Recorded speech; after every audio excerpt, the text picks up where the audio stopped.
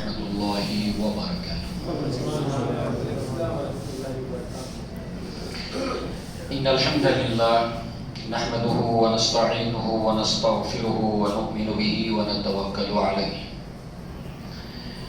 ونعوذ باللہ من شرور انفسنا ومن سیئات اعمالنا من يهده الله فلا مضل له ومن يضلل فلا هادي له واشهد ان لا اله الا الله وحده لا شريك له واشهد ان محمدا عبده ورسوله اما بعد يا ايها الذين امنوا اتقوا الله حق تقاته ولا تموتن الا وانتم مسلمون يا ايها الناس اتقوا ربكم الذي خلقكم من نفس واحدة وخلق منها زوجها وبث منهما رجالا كثيرا ونساء واتقوا الله الذي تساءلون به والأرحام إن الله كان عليكم رقيبا يا أيها الذين آمنوا اتقوا الله وقولوا قولا سديدا يصلح لكم أعمالكم ويغفر لكم ذنوبكم ومن يطع الله ورسوله فقد فاز فوزا عظيما فإن خير الحديث كتاب الله وخير الهدي هدي محمد صلى الله عليه وسلم وشر الأمور محدثاتها وكل محدثة بدعة وكل بدعة ضلالة وكل ضلالة في النار وقال الله تبارك وتعالى لقد كان لكم في رسول الله أسوة حسنة لمن كان يرجو الله واليوم الآخر وذكر الله كثيرا رب اشرح لي صدري ويسر لي أمري واحلل عقدة من لساني يفقهوا قولي اللهم أرنا الحق حقا وارزقنا اتباعه وأرنا الباطل باطلا وارزقنا اجتنابه آمين يا رب العالمين اللهم لا سهل إلا ما جعلته سهلا وأنت تجعل الحزن سهلا إذا شئت۔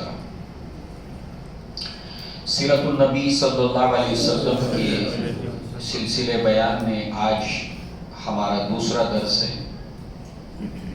گزشتہ مرتبہ ہم نے اس درس کے آخر میں ایک بات سنی تھی جو آج کے درس کے تعلق سے ہے کہ اللہ کے نبی کی ولادت اور نبوت کا دور آنے سے پہلے کئی چیزیں نمایاں ہونے لگی، ظاہر ہونے لگی، جس طرح سورج کے طلوع ہونے سے پہلے افق پر اجالا اور عنابی رنگ چھانے لگتا ہے، بالکل اسی طرح اللہ کے نبی کی ولادت اور بعثت، جس کے درمیان قریب 40 سال کا فاصلہ ہے، ولادت اور بعثت نبوت کا آغاز ہونے تک، آپ کا خاندان بنو ہاشم نمایاں ہونے لگا۔ اس بات کو ذہن میں رکھتے ہوئے جب ہم درس کی طرف آگے بڑھیں گے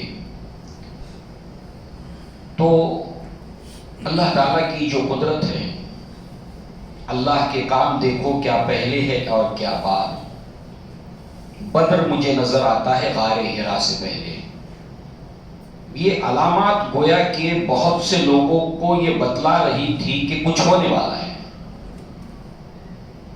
کچھ ہونے والا ہے، کیونکہ اہل کتاب کے اندر، اہل علم کی نگاہ میں اللہ کے نبی کی نبوت، اللہ کے نبی کی بعثت سے پہلے نشانیاں بتائی گئی تھی، اور بے شمار، جیسے کہ ابھی آپ نے شیخ سے سورہ فتح کی آیات سنی، جس کے اندر اللہ کے نبی اور صحابہ کرام ان کی علامتیں بتائی گئی ہیں کہ ان علامتوں کے ذریعے سے تم پہچان لو یہ وہی آخری نبی ہیں۔ نبی ان کی علامت اور صحابہ ان کی تک علامتیں آج آیات میں ہم نے تلاوت کے اندر سنی۔ پھر ایک واقعے کو اس کے ساتھ اگر آپ جوڑ دیں، سلمان فارسی رضی اللہ عنہ وہ جو اسلام لائے، ایمان لائے، تو آخری اہل کتاب جو راہب تھا، عالم تھا، اس نے سلمان فارسی کو اللہ کے نبی صلی اللہ علیہ وسلم کی پہچاننے کے لیے کچھ علامتیں بتائیں، ان کی ہجرت کی جگہ بتائی، ان کی پیدائش کی جگہ بتائی۔ تو ایسے واقعات گویا کہ جو ظہور پذیر ہو رہے تھے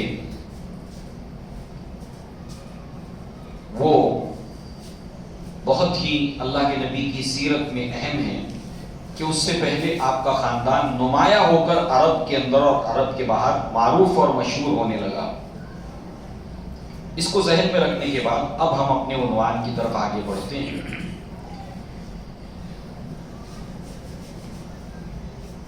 جغرافیائی اعتبار سے اللہ تعالیٰ نے اس خطے کا انتخاب کیا اور عربوں کا انتخاب کیا۔ اب تھوڑا عربوں کے تعلق سے چلتے چلتے ہم بنو ہاشم تک پہنچیں گے انشاءاللہ۔ عرب میں بنیادی طور پر 3 عرب نسلیں تھیں۔ عرب نسلیں 3 تھیں۔ ایک عرب بائدہ، یہ عرب نسل ہے، عرب بائدہ۔ یہ دراصل قوم عاد، قوم سمود جن کا ذکر قرآن مجید کے اندر آیا ہے، عمالقہ، یہ سب کے سب شام اور یمن کے درمیان ان کی بستیاں تھیں۔ قوم عاد، قوم سمود، عمالقہ، یہ سب کے سب ناپید ہو گئی، عذاب کا شکار ہوئی۔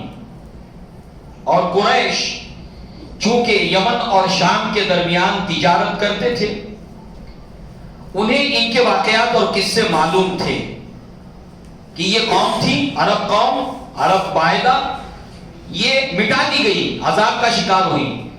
اللہ تعالیٰ نے انہی سے پوچھا، الم یاتکم نبأ الذین کفروا من قبل فذاقوا وبال امرہم ولہم عذاب علیم، کیا تمہیں ان لوگوں کی خبریں نہیں پہنچی جو تم سے پہلے ہو گزرے ہیں، جنہوں نے کفر کیا تو انہوں نے دنیا کے اندر اس کا وبال، اس کے عذاب کا مزہ چکھا انکار کرنے کا۔ ان کو کہا جا رہا ہے، تم نے سنا ہے نا عرب بائدہ کے اندر قوم عاد، قوم سمود کے بارے میں، یہ تھی عرب نسلیں جو ناپید ہو گئی، مٹ گئی۔ یہ ایک نسل۔ دوسری عرب عاربہ، ان کو کہتانی عرب بھی کہتے تھے، یہ نسلیں آج بھی موجود ہیں۔ ان کو یمنی عرب بھی کہتے تھے، ان کو کہتانی عرب بھی کہتے تھے۔ اس کے تعلق سے ایک بات جو بخاری کے اندر موجود ہے، اور امام بخاری رحمہ اللہ نے باقاعدہ باب قائم کیا ہے، نسبت الیمن الی اسماعیل علیہ السلام، یعنی یمنی عربوں کی نسبت، جو نسب ہے، جو نسل ہے یمنی نسل عربوں کی، کہتانی نسل عربوں کی، اسماعیل علیہ السلام سے ان کا ریلیشن اور تعلق۔ اس کے اندر جو روایت ہے 3560 نمبر کی، جس میں ایک بازار کے اندر یہی کہتانی عرب جو ہے وہ اپنی تیر اندازی کے کمالات، مقابلہ آرائی کے اندر اپنے تیر اندازی کے کمالات دکھا رہے تھے، ماہر تھے تیر اندازی میں۔ تو اللہ کے نبی صلی اللہ علیہ وسلم ان سے کہتے ہیں کہ ارمو بنی اسماعیل، تیر چلاؤ اے بنی اسماعیل، فَإِنَّ آبَاكُمْ كَانَ رَامِيًا وَأَنَا مَعَ بَنِي فُلَانًا، کہ تمہارے باپ، تمہارے جد امجد اسماعیل علیہ السلام بھی بہت اچھے تیر انداز تھے، لہٰذا میں ان کے ساتھ ہوں۔ یعنی اللہ کے نبی تیر اندازی کا مقابلہ ہو رہا تھا، جیسے یہ شوٹنگ کے مقابلے ہوتے ہیں، اولمپک گیمز وغیرہ ہوتے ہیں، اس کے اندر مقابلہ ہو رہا تھا، یمنی عرب اور قریش کے لوگ، تیر اندازی کا مقابلہ، کس کا نشان اچھا ہے۔ تو اللہ کے نبی نے اس کو اپریشیٹ کیا کہ تیر چلاؤ، تمہارے جد امجد اسماعیل علیہ السلام بھی بہت اچھے تیر انداز تھے۔ بخاری رحمہ اللہ اس روایت کو لا کر یہ ثابت کرنا چاہتے ہیں کہ یہ جو یمنی عرب اور قحطانی عرب ہے، ان کا تعلق بھی اسماعیل علیہ السلام سے۔ تو یہ دوسری نسل ہو گئی، اور یہ مکہ کے یمین یعنی دائیں جانب ہونے کی وجہ سے ان کو یمنی عرب کہا جاتا ہے۔ یمن مکہ کے دائیں جانب، عربی میں یمن، تو اس اعتبار سے یمنی عرب یا کہتانی عرب، بنی اسماعیل سے ان کا تعلق تھا۔ تیسری عرب مستعربہ، یہ اسماعیل علیہ السلام سے ان کا تعلق ہے، یعنی گویا کہ یہ دونوں ہی نسلیں کا تعلق جو ہے وہ اسماعیل علیہ السلام کے اوپر جا کر ملتا ہے۔ تو بنو مستعربہ میں اللہ کے نبی صلی اللہ علیہ وسلم کی ولادت ہوئی ہے۔ تو یہ 3 عرب نسلوں کے تعلق سے ہم نے دیکھا، اور اسماعیل علیہ السلام ہی کی نسل کے اندر اور عبداللہ اللہ کے نبی کے والد اور عدنان، اوپر اسماعیل، عدنان اور عبداللہ، 3 جنریشنز کو ہم دیکھ رہے ہیں۔ تو عبداللہ سے لے کر عدنان تک 21 جنریشنز ہیں، 21، پھر اس کے اوپر اسماعیل علیہ السلام۔ تو یہ جو عدنان تھے، انہوں نے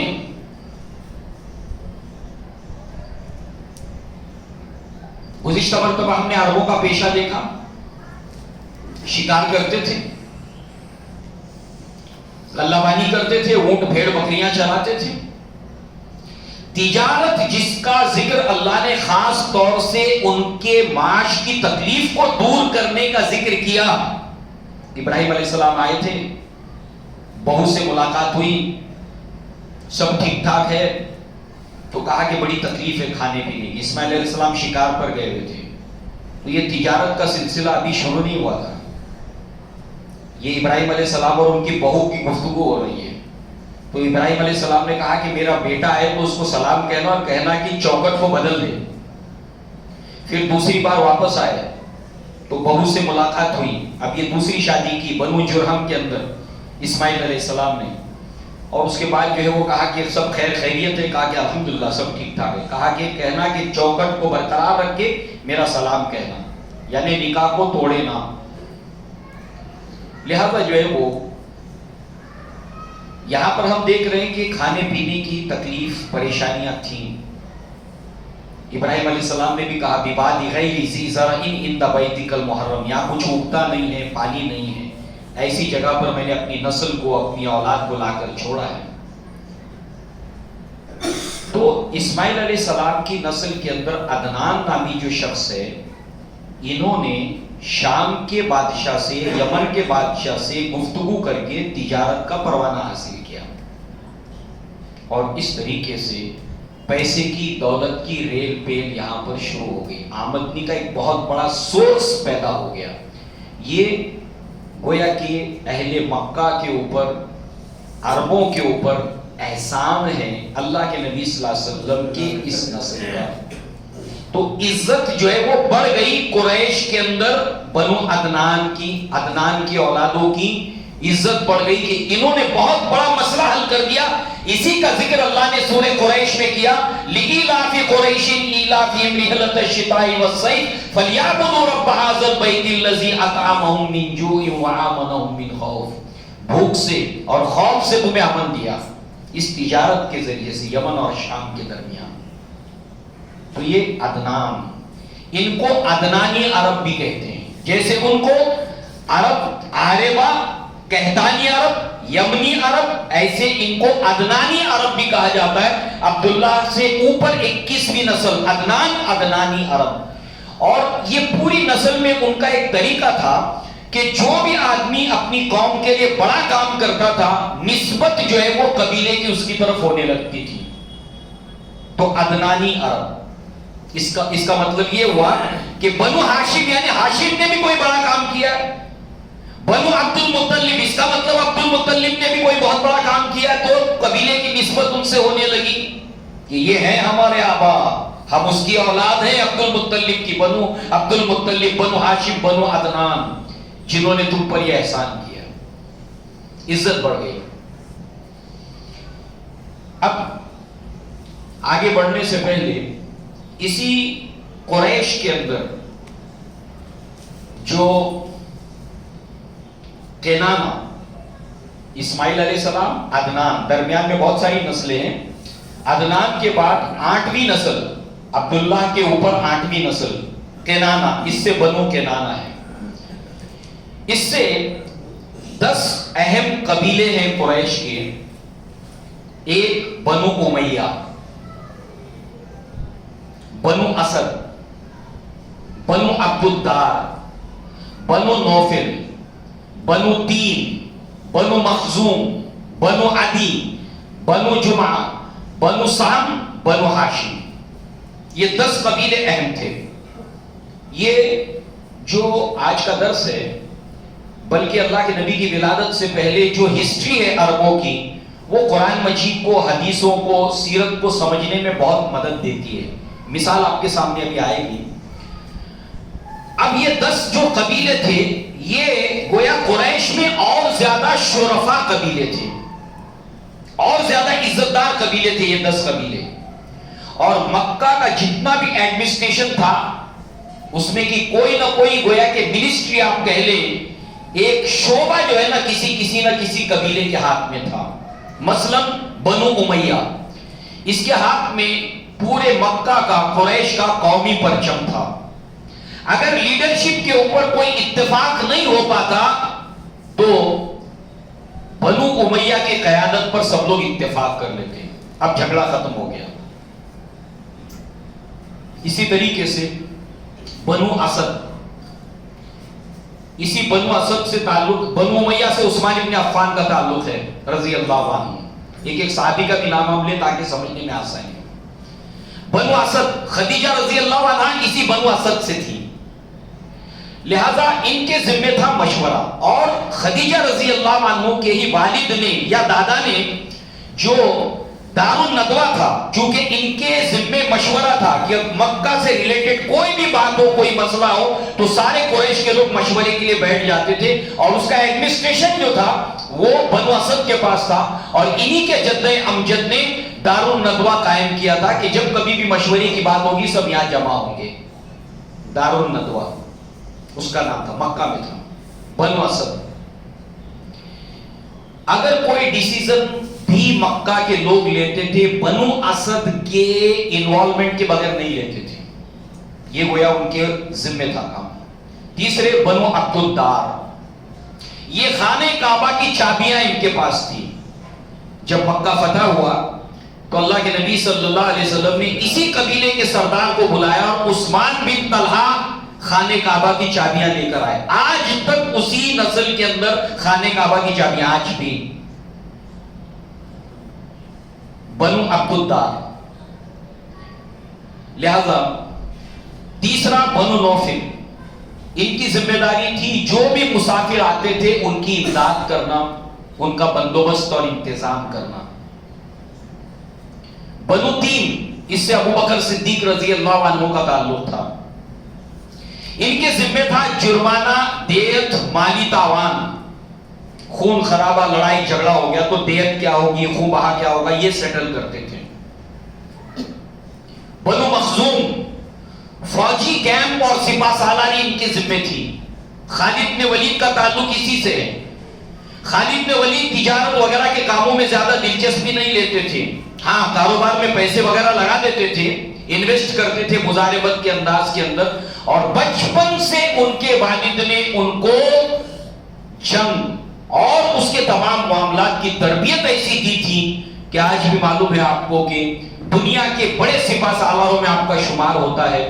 آپ سوچئے جو ہے وہ غزوہ موتا کے وقت میں 9 تلواریں آپ کے ہاتھ میں ٹوٹی ہیں، گھوڑے کے اوپر رہ کر کیسے انہوں نے بچپن سے تربیت حاصل کی ہوگی. تو یہ لوگ جو ذمہ داری اپنے اوپر ہوتی تھی اس کو بہت بھلی بھانتی نبھاتے تھے. تو بنو مخزوم، سپہ سالاری، جنگ. اسی کے ساتھ ساتھ بنو عدی، سفارت کاری. 2 قبیلوں کے درمیان لڑائی ہے، دوسرے بادشاہ کے پاس جا کر گفتگو کرنا ہے، قریش کو ریپریزنٹ کرنا ہے، تو بنو عدی. Embassy, ambassador, Dutt. اسی لیے یاد کیجئے کہ صلح حدیبیہ کے وقت اللہ کے نبی نے عمر بن الخطاب کو بلایا اور کہا کہ جاؤ قریش سے جا کے بات کرو. کیوں؟ اللہ کے نبی جانتے تھے کہ سفارت کاری جو ہے بنو عدی کے لوگ بہتر کرتے ہیں، اور جو ذمہ داری ہوتی ہے وہ اپنے بچوں کو ٹرین کرتے تھے اس کے اندر. لہذا جو ہے وہ بنو عدی وہ ایمبیسی یا دت ہوتے تھے، قریش کو ریپریزنٹ کرتے تھے اور قریش کی طرف سے بات رکھنے والے ہوتے تھے. بنو جمع، بتوں کا جو چڑھاوا وغیرہ ہے یہ ان کے ذمہ تھا.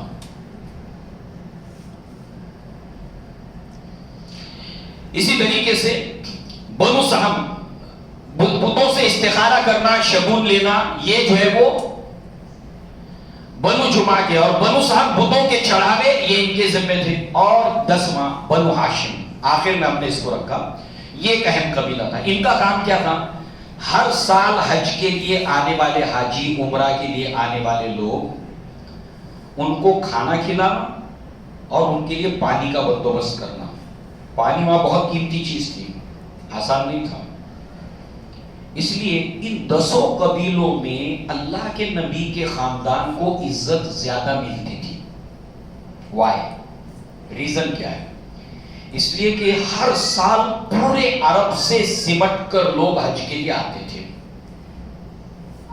اب اللہ کے نبی کا جو خاندان بنو ہاشم تھا، ان کو کھانا کھلانا، ان کو پانی پلانا، اتنا بہترین انتظام کرتے تھے اللہ کے نبی کا خاندان کہ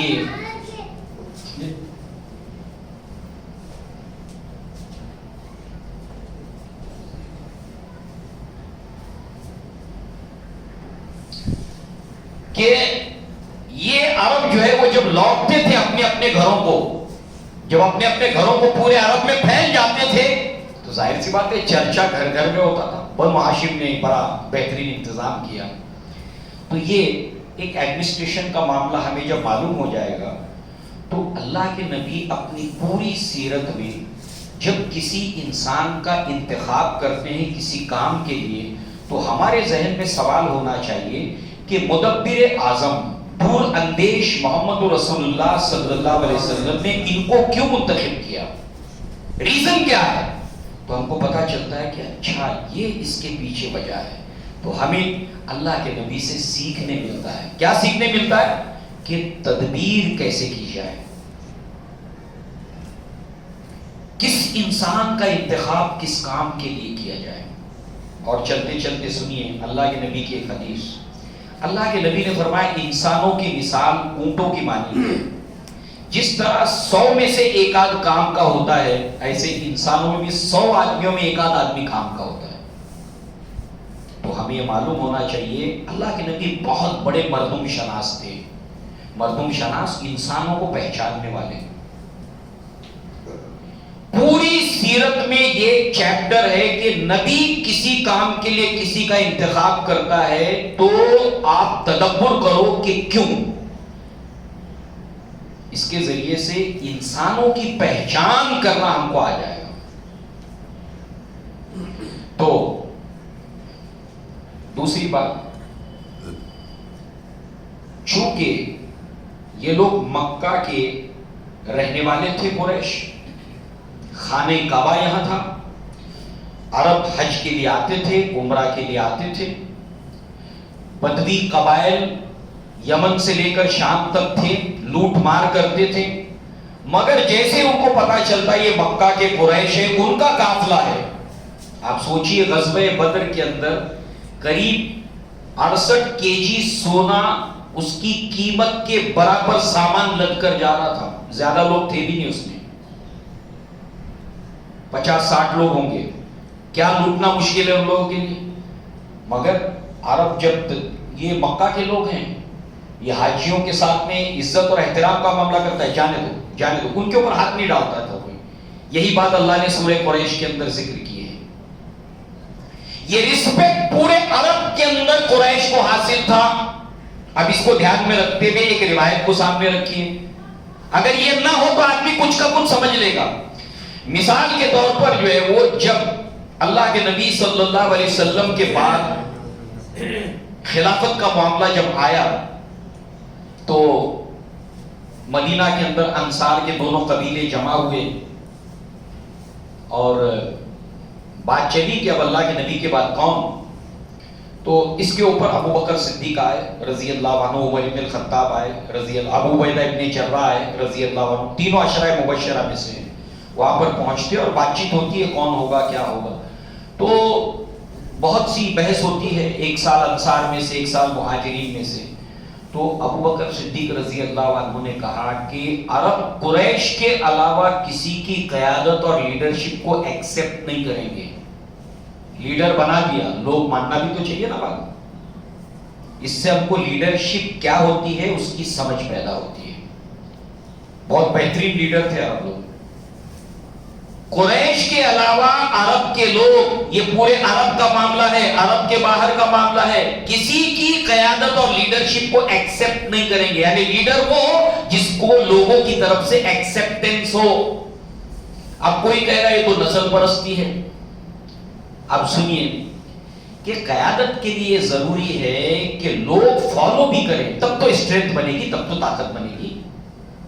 آپ نے کسی کو بھی بنا دیا، لوگوں کا دل ہی اس کی طرف جڑا ہوا نہیں ہے، نہیں چلے گی بات. تو یہ ایک ضروری فیکٹر ہے لیڈرشپ کا، قیادت کا.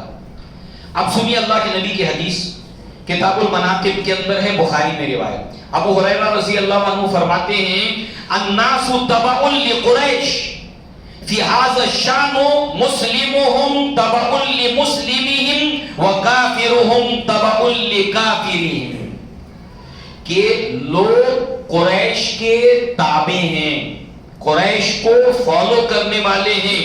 ان کی یہ شان ہے کہ ان کے جو قریش کے کافر ہیں وہ قریش کے کافر لیڈر کو ہی فالو کریں گے، اور جو مسلمان ہیں وہ قریش مسلمان کو فالو کریں گے. تو اسٹرینتھ بنے گی. یہ کوئی نسل پرستی نہیں ہے. لیڈرشپ وہ کہ لوگ فالو کریں اس کو، لوگوں کا دل اس کے اوپر جمع ہوا ہو. ہم سب کے 100 دل ایک آدمی کے ساتھ جڑے ہوئے ہوں، 1000 لوگوں کے دل ایک آدمی کے ساتھ جڑے ہوئے ہوں، 1,00,000 آدمی کے دل ایک ساتھ جڑے ہوئے ہوں. ایسے پورے ہندوستان کے مسلمانوں کے دل اس آدمی کے ساتھ جڑ جائیں، اب وہ ایک طاقت بنے گی، اسٹرینتھ بنے گی. لیڈرشپ کیا ہوتی ہے ہم کو معلوم ہو، فیکٹرز آف لیڈرشپ ہمیں معلوم ہو، ایلیمنٹس آف لیڈرشپ ہم کو معلوم ہو. اللہ کے نبی کی سیرت اور صحابہ سے ہم کو سیکھنا ہے. لہذا اب آگے بڑھتے ہیں ہم.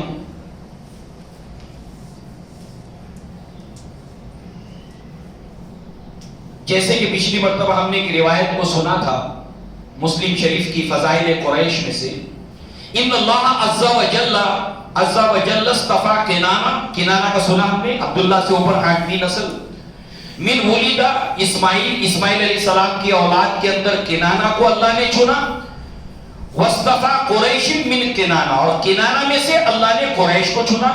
وَاصْطَفَى مِن قُرَيْشٍ بنی ہاشم، اور قریش کے قبائل میں سے بنو ہاشم کو چنا. فَاصْطَفَانِي مِن بنی ہاشم، اور بنی ہاشم میں سے اللہ نے مجھے چنا. اب چلیے عدنان کے تعلق سے تو ہم نے سن لیا.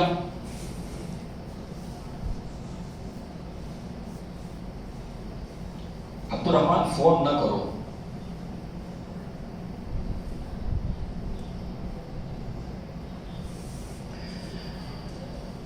عدنان کے تعلق سے ہم نے سن لیا تجارت کو لے کر.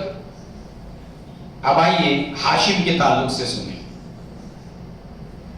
ان کا اصل نام ہے عمر، عین میم ری واو. بہت سے تھوڑا سا نہیں جانتے تو اس کو امرو پڑھتے ہیں.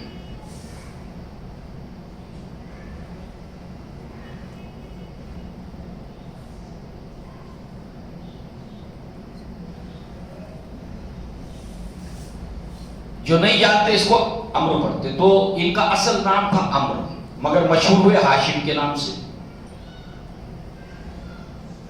تو ہاشم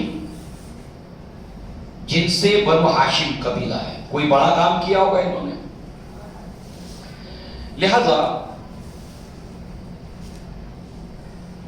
حاجیوں کو کھانا کھلانے اور پانی پلانے کی ذمہ داری، چونکہ ہم نے دیکھا کہ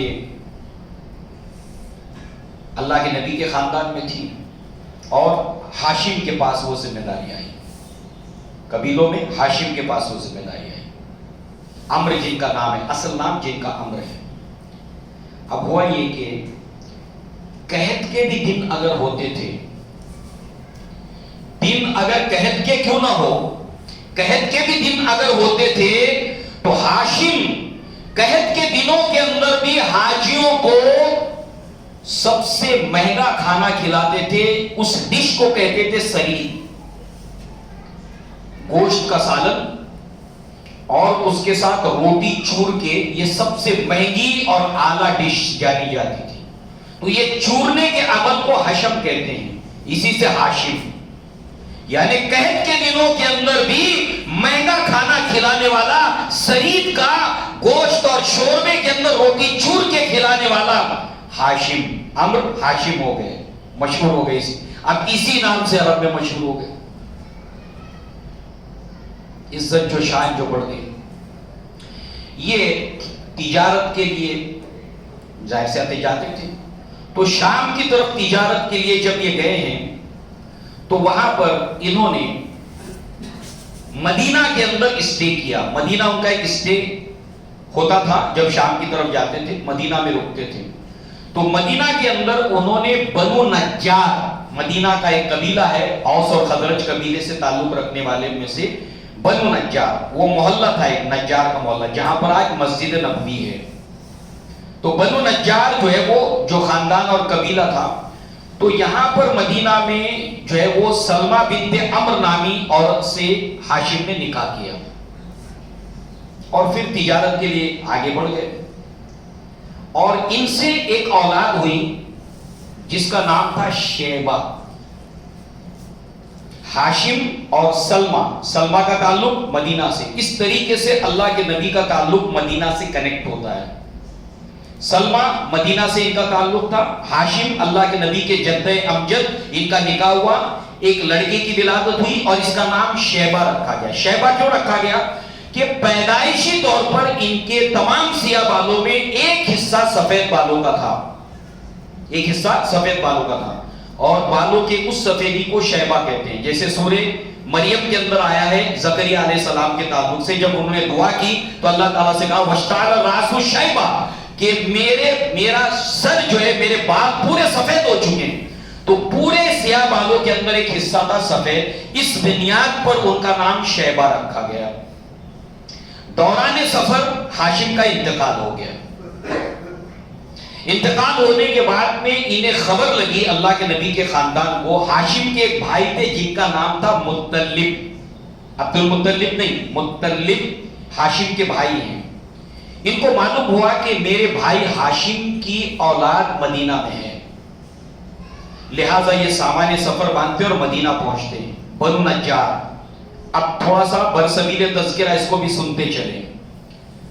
اللہ کے نبی نے جب ہجرت کی تھی، ہم پڑھیں گے جب اللہ تعالیٰ کی توفیق ہوگی ہجرت کا وقت آئے گا، تو جب اللہ کے نبی مدینہ میں انٹر ہوئے تو کسوہ اونٹنی پر سوار تھے. تو سب سے پہلے تو شہر سے باہر نکل کر کم سے کم 500 لوگ آپ کے ویلکم کے لیے آئے. وہ یہاں سے باہر پکڑ رہا ہے سردار، کہتے اللہ کے نبی آپ ہمارے محلے چلیے، ہمارے گھر چلیے. کوئی وہاں سے پکڑتا ہے کہ نہیں اللہ کے نبی ہمارے گھر چلیے، ہمارے گھر چلیے، ہمارے گھر چلیے، ہمارے مہمان بنیے. اللہ کے نبی نے فرمایا کسوہ کو چھوڑ دو، اونٹنی کی مہار کو، لگام کو چھوڑ دو، یہ وہیں جا کر ٹھہرے گی جہاں پر اللہ نے اس کو حکم دیا ہے.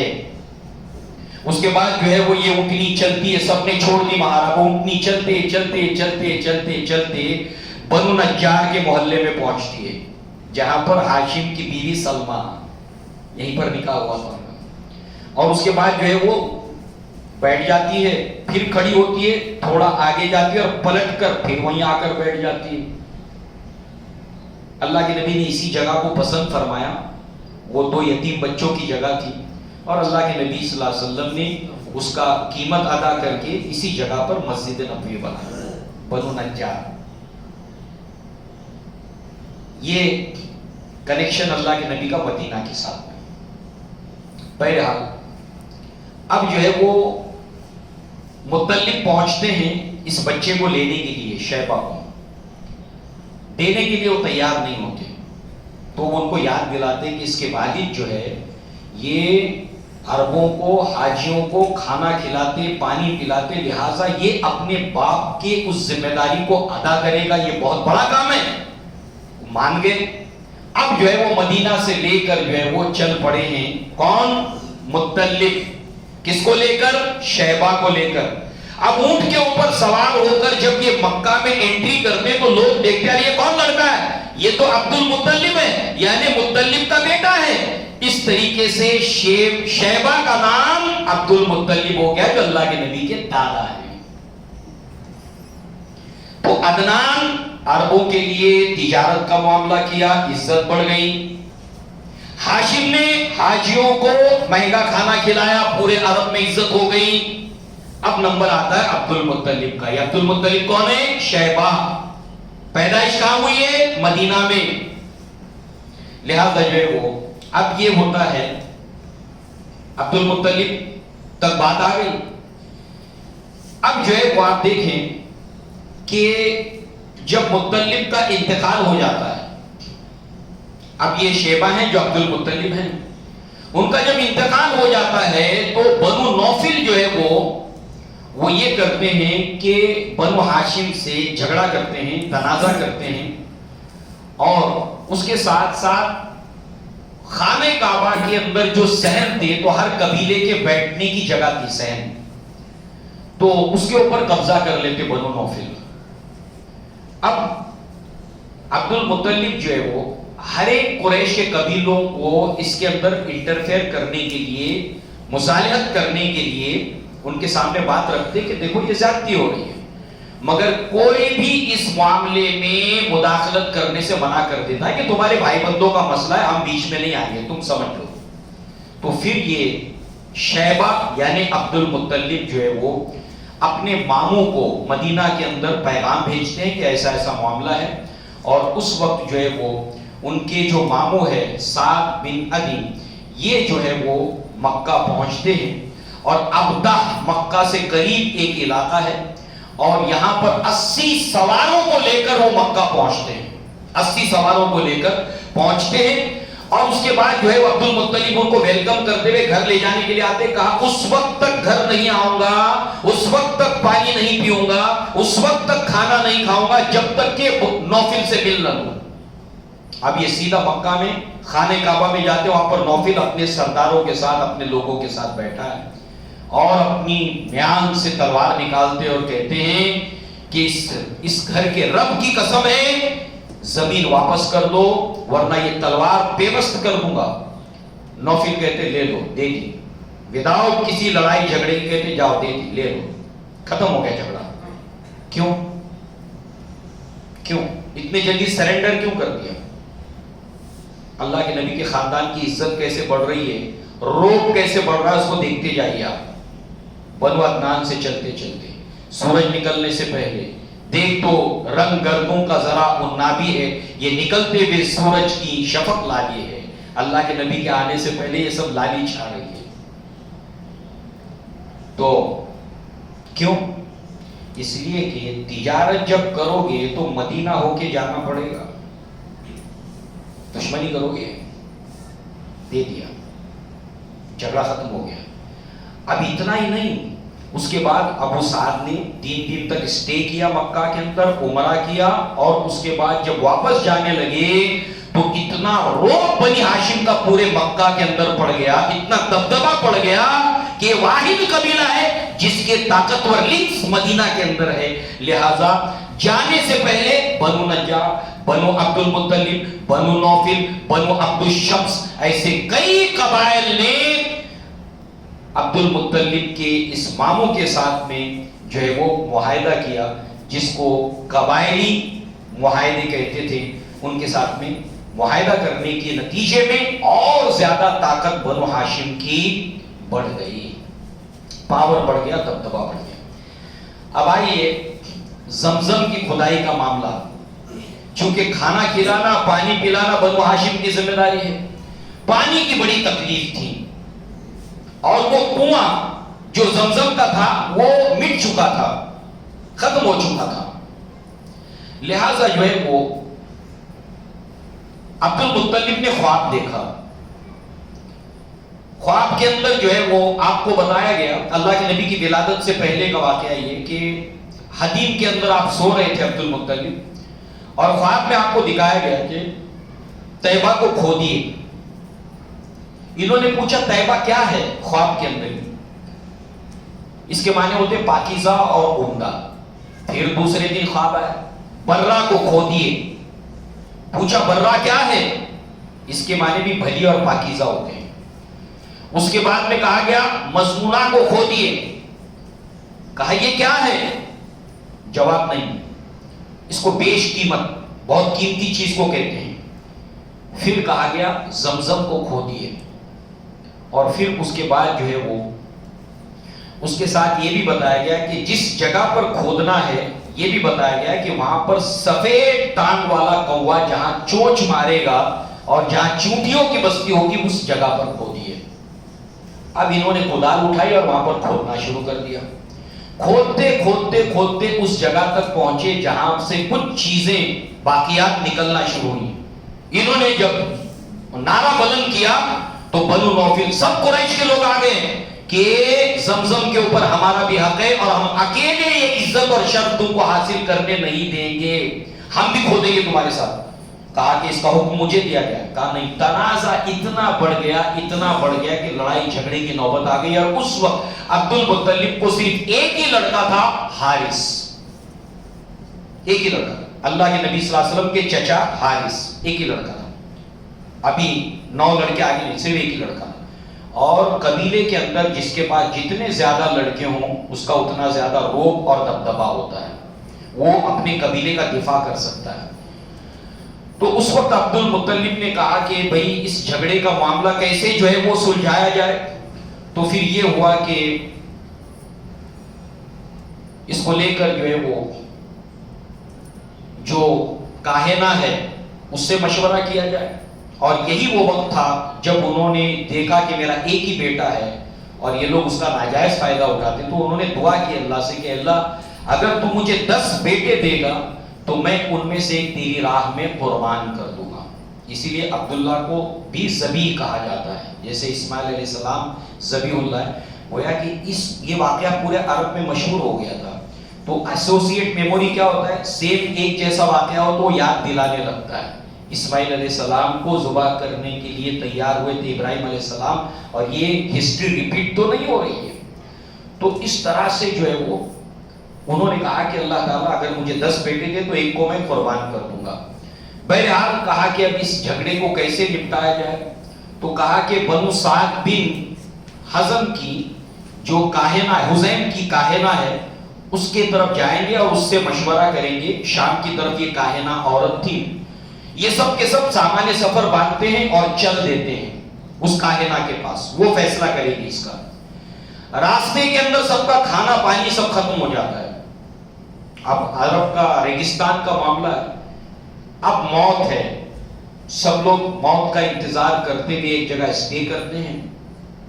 اس کے بعد میں عبد المطلب کہتے ہیں کہ بھائی ایسے مرنے سے تو بہتر ہے کہ ہم لوگ ایک کام کرتے ہیں کہ ہم لوگ جتنے لوگ ہیں اتنی قبریں کھود دیتے ہیں، ہر کوئی اپنی اپنی قبر کھودے، جتنے آدمی ہیں ہر آدمی اپنی قبر کھودے۔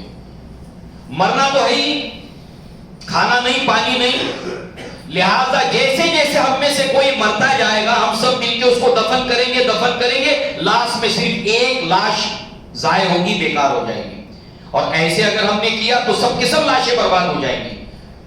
تو سب اتفاق کرتے ہیں۔ تو عبد المطلب جو ہے وہ جہاں بیٹھے ہیں کہتے ہیں کہ ارے ایسے مرنے سے بہتر ہے کہ چلو کوشش کرتے ہیں، سفر جاری رکھتے ہیں۔ اور وہ جب اونٹنی کو اٹھاتے تو وہاں سے پانی کا فوارہ پھوٹ پڑتا ہے، سب لوگ سیراب ہوتے ہیں، جانوروں کو پلاتے ہیں اپنے اپنے، اور اس وقت سب لوگ کہتے ہیں کہ اللہ تعالیٰ نے آپ ہی کو حکم دیا، لہٰذا اب ہم آپ سے جھگڑا نہیں کریں گے، واپس چلتے ہیں۔ کاہنہ کے پاس پہنچے بغیر یہ لوگ، یعنی عبد المطلب کی عزت کو اور بڑھا دیا گیا، اور اس طریقے سے 10 بیٹے اللہ تعالیٰ اس کے بعد ان کو دیتا ہے۔ اس کے بعد جب وہ بڑے ہو جاتے ہیں سب کو جمع کرتے ہیں عبد المطلب کہ میں نے اللہ تعالیٰ سے یہ نظر مانی تھی، تم میں سے کسی ایک کو قربان کرنا ہوگا۔